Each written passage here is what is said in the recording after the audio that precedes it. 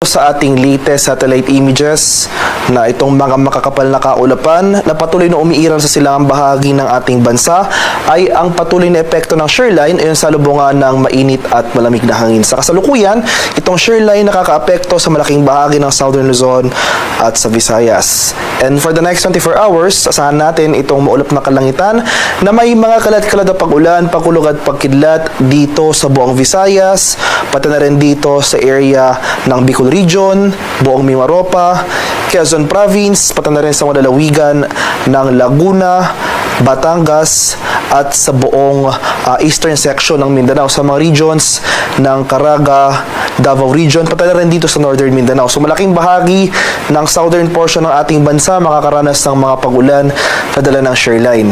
Dahil naman sa easterlies o yung hangin na nanggagaling sa Karakatang Pasipiko, makakaranas naman tayo ng mga pag-ulan dito sa southern portion ng Mindanao, sa area ng Basilan, Sulu at sa Tawi-Tawi. Bahagi ng northern and central Luzon, particular dito sa area ng Cagayan Valley, Cordillera at sa lalawigan ng Aurora, makakaranas rin tayo ng makaulapan at pag-ulan na dala ng hanging amihan. For Metro Manila and the rest of the country, makakaranas tayo ng maaliwala sa panahon. May chance pa rin ng light rains o pagkambon na dala ng amihan sa Metro Manila and the rest of Luzon, at chance naman ng thunderstorms ang ating mararanasan sa nalalabing bahagi ng Mindanao. At sa kasalukuyan, wala pa naman tayong binabantayang low pressure area o anumang sama ng panahon sa loob at labas ng ating PAR na maaaring maging bagyo sa mga susunod na araw.